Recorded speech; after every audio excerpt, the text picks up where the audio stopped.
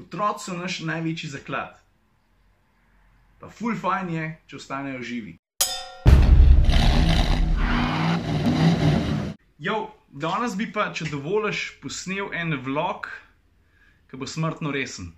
Mislim, govorili bomo o smrtno resnih stvareh, o tem, kako otroka pravilno pripeti v avtomobilu. Ogromno povpraševanja je bilo po takšni vsebini in zdi se mi zelo pomembno, da te stvari povem eksaktno, da se osredotočim na stvari, ki so res pomembne. A zakaj snemam ta vlog? Prvič zato, ker je bilo potem veliko povpraševanja, drugič pa zato, ker se vsake toliko časa držim za glavo, zato ker ali otroci v avtu sploh niso pripeti, to sploh ti nam govoril, kaj si mislim o tem. Drugič pa zato, ker dostikrat vidim otroke, ki so v avtomobilu, pa so kao pravilno pripeti in starši, dedki, babice mislijo, da so naredili vse prav, v resnici pa naredili toliko stvari narobe, da me je groza, če bi se zgodila prometna nesreča, pa bi moral biti sedež tisti, ki opravi svojo nalogo, pa je ne bi mogel samo zato, ker je bil en malo šlampast, pa si ni vzel dodatne 3 ali pa 4 sekunde, da bi naredil stvari prav. Pa ena pomembna stvar moraš vedeti, ker ti sedež noter spravljaš, pa pol zahaklaš vse isofikse, tako kot treba, pa naredi klik, pa klak, pa recimo poglej, ko zahaklaš tudi tole nokco tukaj, da je tako kot treba, ko imaš ti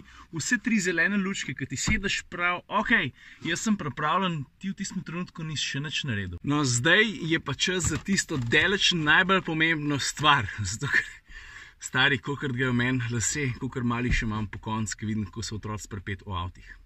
Ljudje zelo hitro pozabijo na par osnovnih pravil. Ta prvo je, dajmo recimo pogruntati, kdaj je otrok prevelik za sedež. Ta prva stvar, ki ti pove, da je recimo sedež premajhen, če so tale upetja za varnostne pasove nižji od ramen. A veš, kaj to pomeni pri eventualni prometni nesreči? Če bo moral pas opraviti svoje delo in bo otrokovo telo zanihalo naprej, če je upetje varnostnega pasu prenizko, lahko pride do zelo hudih poškodb ramen ali pa celo ključnice. In to so poškodbe, ki rabijo kar nekaj časa, da se sanirajo, da ne govorim o tem, da otrok trpi čist po nepotrebnem. To se pravi, kako veš, da je otrok prerastel sedež, takrat, ko je upetje pasu pod rameni. Druga stvar, ko otroka pripneš, daj se prosim navadi eno stvar od začetka prav delati, ker pol ne boš imel nikoli problemov. Odkar je bila ta mala majhna, ki je bila dojenček, sem jo navadil na eno in tista se mi zdi skoraj najpomembnejša stvar, da ko jo zapnem na tajt. Če je otroku v navadi, da je tesno pripet že od začetka, ko se rodi, pa mu to ne bo problem tudi takrat, ko bo starejši. Ok, zdaj pa kako otroka pripeti tako, da bo optimalno zaščiten. A veš, tudi tukaj mimogrede narediš napako. Postaviš pas skupaj, počakaš na klik. Aha, si ga slišal? Pa malo pogledaš, pa rečeš, vse ok, a ne? Ne, ni ok. Torej, v trenutku, ko si ti otroka pripel, ga moraš zategniti. Jaz predlagam eno čisto preprosto rešitev, po kateri sem se jaz vedno ravnal, da to ponovim 2krat ali pa 3krat. Se pravi, otrok je pripet, zategnem, da vidim, koliko je prostora, v tem trenutku še vedno veliko preveč. Vidiš ta luft tukaj? Za približno 4 prste ga je. Poglej to. In če se zdaj zgodi crash, bo otrokovo telo preveč zanihalo naprej in spet riskiraš poškodbo. Vidiš? Torej, ta druga stvar, ki jo narediš, razrahlaš, pa spet zategneš. Ampak spet je treba tisto poudariti. Če bo otrok od začetka navajen biti tesno pripet, ga to ne bo nikoli motil. Če boš pa delal neumnosti, ne, pa ga od začetka, ja, da ga ne bo tiščalo. Kaj, da ga ne bo tiščalo? Zato vedno razrahlej, pa še enkrat potegni. Zato, da je placa med otrokovim trupom pa varnostnim pasom za največ 2 prsta. Poglej, zdaj pa njeno telo praktično nič ne zaniha. Velika razlika takrat, ko gre za res. What are you gonna do, eat that? Otrok je plastiko, ponovno. Pa mi gre, če te zanima točen kjer zic je, tole imenuje se Recaro Optia Fix, to je koliko od 9 do 18 kg, to se pravi 18 kg, kaj je to? 4 leta pa pol, odvisno od otroka pač. Če te po zicu zanima več, pet na njihovo spletno stran, jaz moram reči, da tega sedeža ne poznam prav dobro. Do teže 18 kg sem jaz imel, ko je že ulne naš bil, Maxi Kosi, mislim, da zdaj za ta večji zic pa imam Recarota. Tega pa to zdaj pokazal. Ok, zdaj smo pri sedežu številka 2, mim gre tole od Ave sedež, če se jaz prav spomnim, je tole Recaro Monza Nova 2 Sitfix. Pa zmeri je neki stari. Zdaj zelo pogosta napaka, ki jo ljudje naredijo, takrat, ko otroka ni noter, včasih zid sam vržejo v avto in se odpeljejo. Za nepripete stvari v avtu veš, kaj se z njimi zgodi, če je crash, ne? Ta zadeva, če ni pripeta z isofix priključki, zato ker tukaj spodaj jih ima, vidiš, a pa z varnostnim pasom bo letela po avtu, kar pomeni, da bo zelo hitro postala ekstremno težek, pa predvsem smrtonosen predmet. Tega pa nočemo. Nikoli.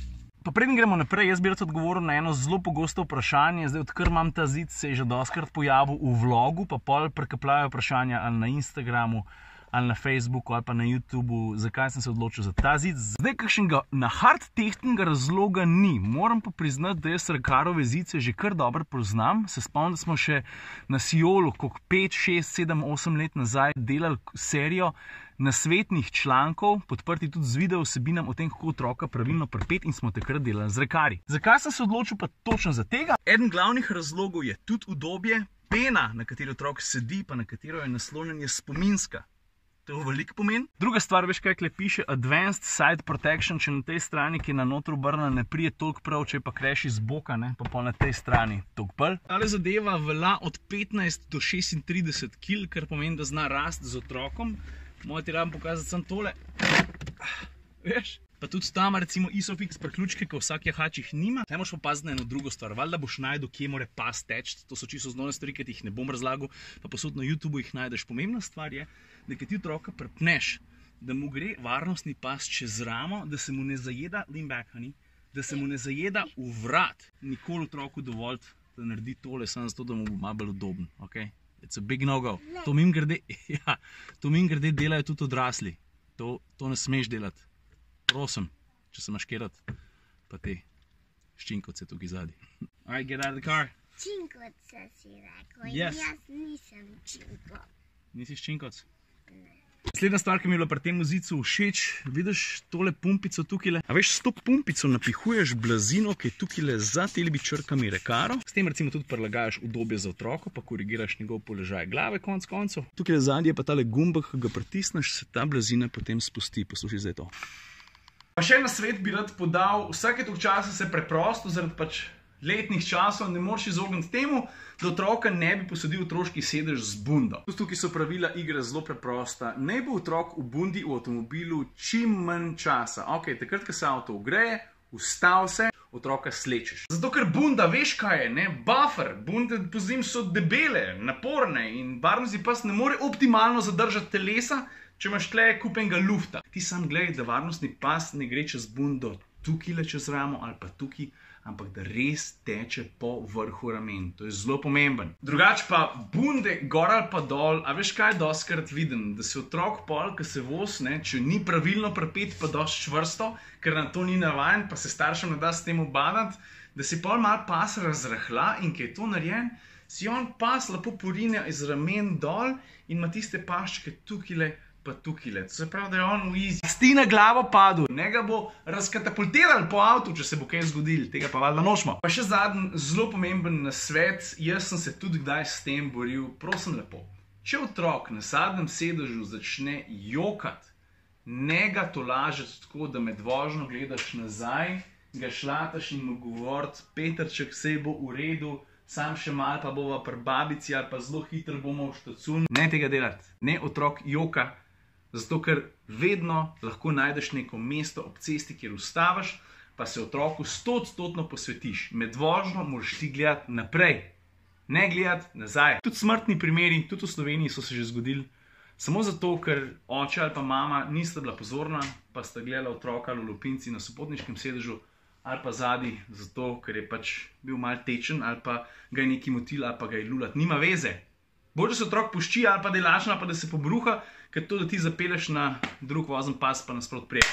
To rak. Ok, folk, to je to, kar se tiče golih osnov pripenjanja otrok v otroške sedeže. Jaz upam, da sem bil jasen, pa zelo bom vesel, če boste upoštevali moje nasvete, zato ker se jih ni težko držati. Otroci so naš največji zaklad.